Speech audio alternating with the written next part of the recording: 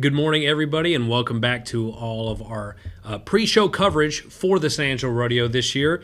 We are doing the pre-show for performance number 5 here on a Thursday. I'm Ryan Chadwick, and joining me is my lovely co-host, Tessa Koskovich. Tessa, how you feeling?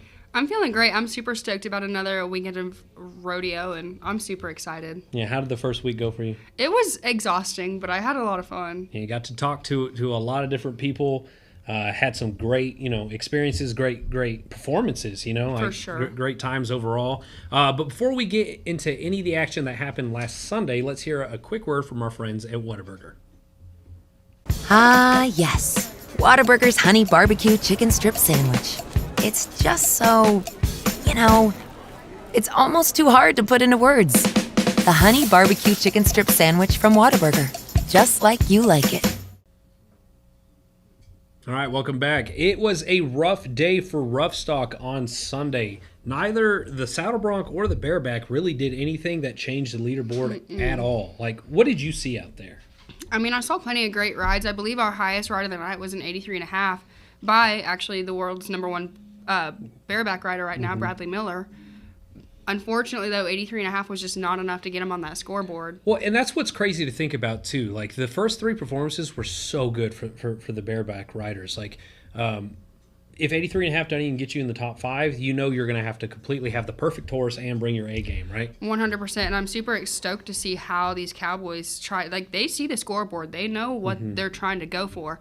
And I'm kind of excited to see what happens with that scoreboard. Right. Well, it was the same thing in the Saddle Bronc. Like, nothing even – I think we had one ride break 80. And then I know they're scoring a little bit lower than the bareback riders anyway this year. But that was a rough day it was for them, just, though. It was kind of surprising. But with that being said, we did interview the number 1 bareback rider in the world, Bradlee Miller. And let's go ahead and get straight to that interview.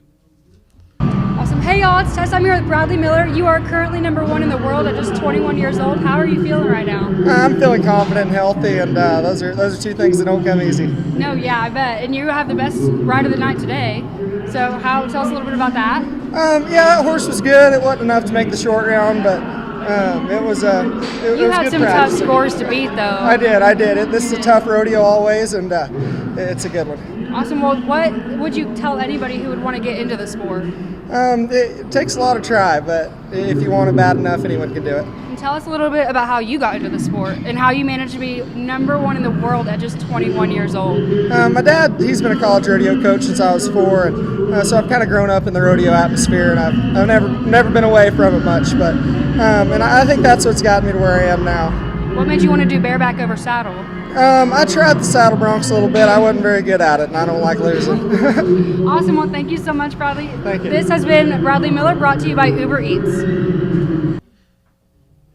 And remember, everyone, all of our rough stock coverage that includes bareback and saddle bronc is brought to you by Uber Eats.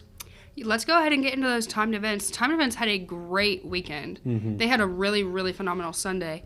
Lots of lead changes, lots of fastest times, right? Including with barrel racing and breakaway, but let's go ahead and start off with team ropers. Okay.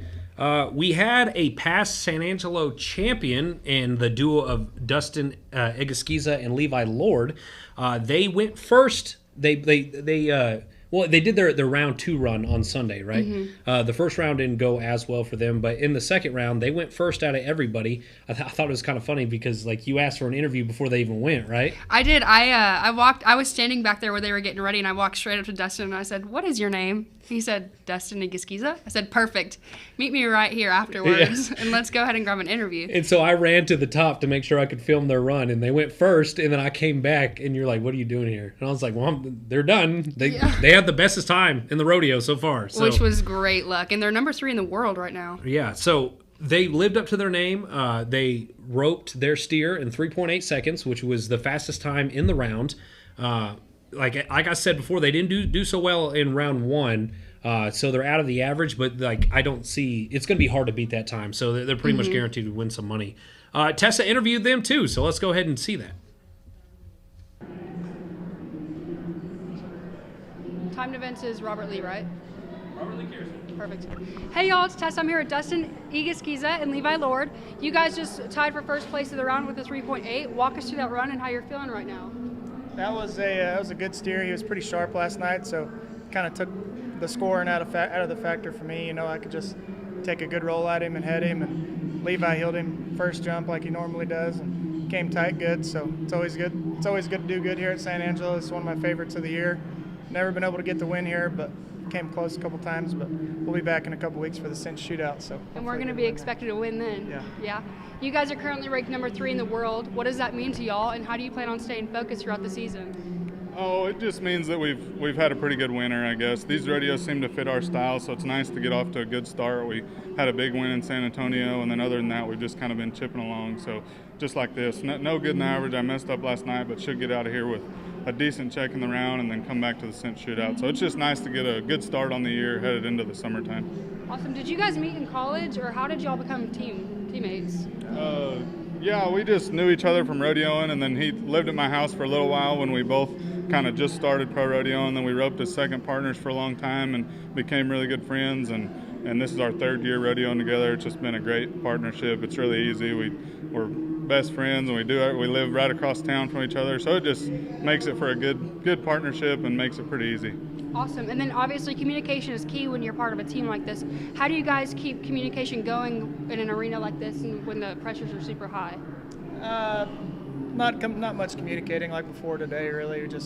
We're going as fast as we can. This rodeo is so fast. You just go as fast as you can and hope the clock stops fast enough for you to take the lead, because team roping's really tough nowadays, and especially at this rodeo with these steers and a little bit smaller arena, the times are really fast. So it's just kind of it's what we work on a lot, and we do it at most rodeos, just going as fast as you can, but also being in control at the same time. So it was on our side today.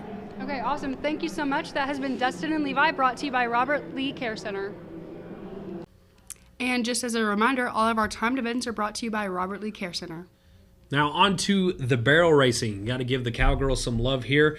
We had a local girl, local to West Texas. Garden City, close enough.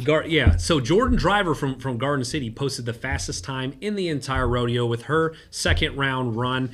She posted a 14.04. Remember, like in our very first pre-show, that she was the second half of that mother-daughter duo. Mm-hmm. Unfortunately, her mom didn't quite make it out of the slack, but apparently they're having a great time just still being here competing together. But the Garden City girl, it's always great to see West Texas cowboy or cowgirl do well at San Angelo Rodeo.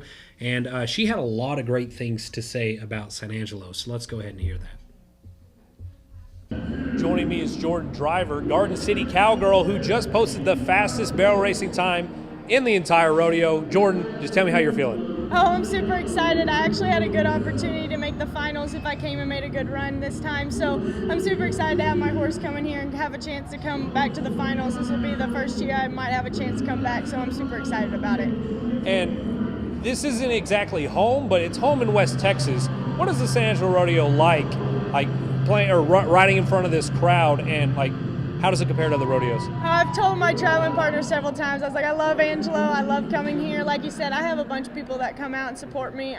It kind of feels like a hometown rodeo because I do know a bunch of people come out and support me. So just the atmosphere and how exciting it is to get to run in here, it's really awesome. Now, in just going on with that family aspect, you actually were riding with your mom in the preliminaries and then in the first round. Just tell me what that experience was like.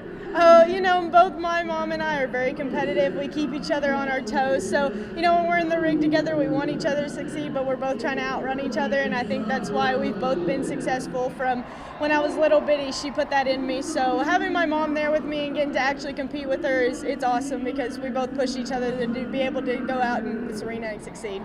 Awesome. Well, with that time, you're pretty much a shoo-in for the finals. I know it's not guaranteed, but that was a fast time, So is this going to be your first opportunity to do something like that?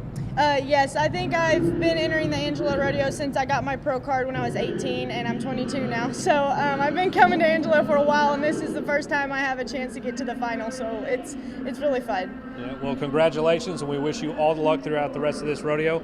And all of our barrel racing coverage has been brought to you by Texas Angels Boutique. Thanks again for that interview, Jordan, and good luck in the finals. She currently leads the average right now. She's basically at 30 seconds flat, and with that 14.04 in the second round, man, she was flying around those barrels. Yeah, she was on a mission for sure. Yeah, but remember, all of our barrel racing coverage this year is brought to you by Texas Angels Boutique. Tessa, you know a little bit about Texas Angels, don't you? I do. So let's go ahead and hear a little bit about what new stuff they got. Frequent shopper. I believe today she got in a huge shipment of Risen and Can shorts for like denim shorts for the summer temperatures. She was supposed to get in another shipment today of Western wear. It didn't come in I assume it'll come in tomorrow is what we're hoping. And so keep your eye out for new arrivals on the website and on the social medias, or just go in and ask. And she did get a huge shipment of Western wear over the last week. Okay, so ladies, there's still plenty of rodeo performances left. If you need a new outfit for the San Angelo Rodeo, go check out Texas Angels Boutique. All right, Tessa, on to the bull riding. I'll go ahead and let you take this one away. Yeah, I mean, Sunday's performance, we saw Matchup of the Night finally pay off. Which is the first for the rodeo this year. It is the first of the rodeo. Dustin Bouquet won his duet with Hampton Rodeo's Kicking the Lights Out and snagged first place on our leaderboard with an 87-point ride. Which is awesome because, I think the highest before that was what, an 85? I don't remember. I couldn't tell you, but it sounds right. Yeah, but the 87 was great. Dustin Bouquet, he's a well-known name around here, and so it was great to see. Did we have any other qualified rides? Yeah, we had actually 2 names make the leaderboard. We had Dustin Bouquet, and then we saw Sam Southern make an 82-point ride. Okay, so it's always a good day. 80s, yeah. Yeah, it's always a good day when we have multiple qualifiers. But we also had a rookie go, right? We did. We had Trent Ferreir. He was an 18-year-old rookie, and unfortunately, he did not land his ride, but it was still really awesome to see an 18-year-old come to a rodeo of this size and get on a bull that the odds were not in his favor. Oh, no. And it was announced beforehand, so I couldn't imagine the nerves of that kid. But I actually got an interview with him. Well, I think I got an interview with him, actually. Oh, did you? I did. So let's go ahead and watch that. Joining me now is Trent Ferreir, 18-year-old rookie bull rider. Trent, I know today didn't go exactly how you wanted it, but, man, this is a big rodeo. Just tell me how you're feeling. Oh, it's pretty cool. This arena's freaking awesome, just so big and loud and all the lights and stuff. That was pretty cool. So pretty cool experience, just to be glad to be here and stuff. And didn't go quite how I had hoped, but we're on to the next one though. So. And I love that attitude, man. Now, what made you want to get into bull riding, first of all? My dad rode bulls for a while when he was a little bit younger, and went to our circuit finals and stuff in Florida and all that. And Clayton Sellers is a pretty big inspiration for me. He's from Florida too, and he's been in the NFR a couple times and stuff. And so that's. Well, how long have you exactly been riding bulls? I know you just turned pro, but is that one of those where it was gradual? You just escalated, got bigger and bigger animals as you went? Yes, sir. I got on some calves and stuff when I was real little, and then I didn't do it for a long time. And then I started riding some steers when I was like 14, and then I started going to the high school rodeos and getting on some better bulls and stuff like that. And then I went to nationals, and Greg Rhodes, the coach at Western Texas College in Snyder, offered me a scholarship. So now I'm going there and college rodeoing and going to some pro rodeos and stuff. So basically what you're saying is, hey, you ain't going anywhere. No, sir. I'm here to stay, I think, hopefully. All right, well, again, this has been Trent Ferreir. He's an 18-year-old rookie. Check him out in the future. He's going to make it huge out here. Remember, all of our bull riding coverage this year is brought to you by Alpha Paving. Guys, all of our bull riding is going to be brought to you by Alpha Paving. All right, let's get right into the preview for performance number 5. That is tonight, Thursday night. It's going to start at 7 p.m., and it's looking like we got a bunch of cowboys and cowgirls in the top 50 again, some top 10s here. So I'll let you get right into the bareback. Yeah, so for starters, we have Bryce Eck. He is currently number 42 in the world, and he is the most recent winner of the PRCA's Extreme Bears and Broncs. He won first place with an 87. And then we've got Tim O'Connell. He is number 48 in the world. He has 3 world titles and has qualified for the NFR 10 times. 10-time NFR qualifier is impressive. Pretty exciting to see him at a rodeo like ours. Right. Moving on to the bull riding, we got Kobe Whitford, number 44 in the world. Ethan Skogquist. What a name. Skogquist? That's crazy. Number 45 in the world. Jesse Hopper, number 47 in the world. And then we got the Shippey brothers. Yeah. You know a little bit about the Shippey brothers? I don't, but I'm excited to see a sibling rivalry. Yeah, we always have fun when we watch Ty and Joel do it, right? So, just a little sibling competition there. And it's rare that they'd ride in the same show together too, but like that's awesome. And then into the Saddle Bronc, we got Cole Elshier. He's number 39 in the world. Ross Griffin, number 40 in the world. Damian Brennan, number 14 in the world. He was second. He finished second last year, and he's a two-time NFR qualifier. And finally, in the bull riding, Chase Brooks, number 8 in the world, 6-time NFR qualifier. Give me your overall thoughts. How excited are you for tonight? I'm super stoked. We have a lot of NFR qualifiers, and going back to Bareback, we have Jess Pope. He's currently number 7 in the world. He's got one world title and qualified for the NFR 5 times, but to see someone number 7 in the world, and we had Rocker last week, number 2 in the world. Like, we're getting world champions, which is going to be. I'm excited. I mean, isn't it cool just being a part of a rodeo that can draw names like that? It is. Yeah. So, like, I'm excited. Of course, I'm always most excited for the bull riding. Even more excited for Sunday when it's extreme bulls or whatever. But yeah, like it's just going to be a good time, and we're going to get as many interviews with as many people as we can tonight. So look forward to that. But let's get into scores. But before that, let's hear a quick word from 3D Plumbing.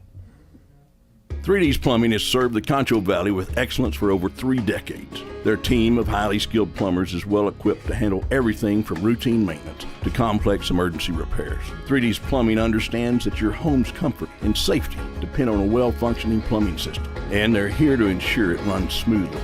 When you choose 3D's, you're not just hiring plumbers. You're welcoming a team of experts into your home who genuinely care about your peace of mind. Remember, one call does it all. Thank you, San Angelo. Now on to scores. Through performance number 4 in the top 10 of the bull riders, Dustin Bouquet, he posted an 87. In second place, we got Elijah Mora. He had an 85.5. Bryce Jensen, he posted that 85. And Jesse Petrie is in 4th with an 84.5. Of course, Sam Southern got that 82. In the top 5 in the bareback, we got Cole Reiner with an 88. Cole Franks, he has that 87.5. Waylon Bourgeois, he is an 85.5. Jaco Roper, he's in 4th and 84.5. And Cade Saunier, he posted an 84 for 5th. On to the Saddle Bronc, Thane Elshier. He's in a tie for first with an 85.5 with Ben Anderson. Jake Finley's in third with an 84.5. Colby Wanchuk, he posted an 83. And Cooper Thatcher, he is in 5th, and that is a tie with an 82. In 6th, Lefty Holman has the other, I guess that's 5th then. He has the other half of that tie. TJ Anglin, he's in 7th with an 81.5. Shorty Garrett, what a name. He's in 8th and 81. Tanner Butner is in a tie with Isaac Diaz, who both posted an 80.5 for 9th place.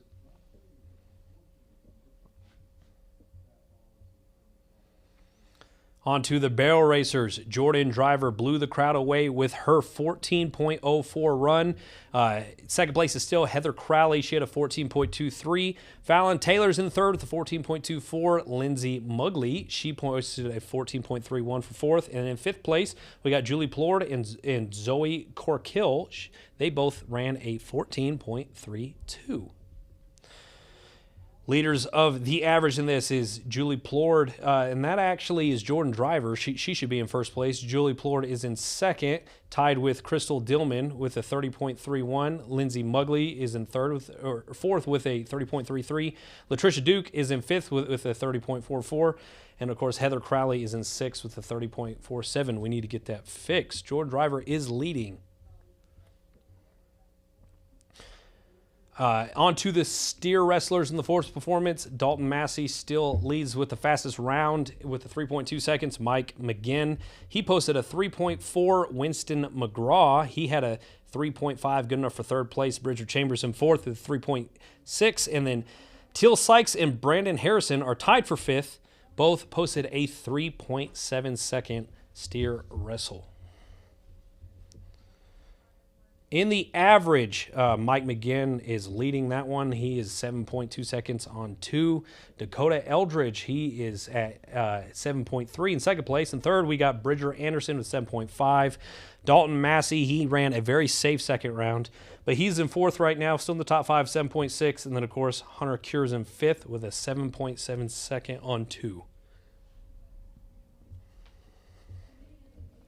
On to the tie down. Chance Fleming leads The average right now with a 17.1 second. Garrett Jacobs is in second with 17.3. Cody Mahaffey, he posted a 17.6 for third. In fourth, we got Andrew Burks, and that is a tie with Roy Lee, who both posted an 18.1 second run. And remember, Ty Harris still has the fastest one-round time with 7 seconds. On to the team ropers. We got Trinery and Yakwo. They both posted an 8.7 on 2. Bubba Buckaloo and Joseph Harrison, they had a 9.1 second. They're second place. And then we got Oldfield and West. That duo is in third. Tied with Wheats and Walker. They both posted a 9.2 second. And then in fifth, we got Manny Egusquiza and Walt Woodard with a 9.6 on 2. In the breakaway, this is the average. Bailey Bates leads with 3.2 on 2 runs. Jenna Dallin is 4.0 on 2. Jordy Edens is 4.1. Shaylee King, 4.4. And Chrissy Stewart is in fifth with a 4.8. And that should be it for scores. Well, that's about all the time we have today. And this has been our pre-show coverage for performance number 5. Tessa, do you have anything? Yeah, go ahead and go out to the carnival this weekend, guys. It's going to be perfect weather for that. I believe Sunday that there might be a wind advisory, but other than that, it's going to be really good weather. Yeah, it's not going to be snowing or, Yeah, sub-zero imagine that temperatures, luck. right? And it's Yeah. actually going to feel like spring in Texas.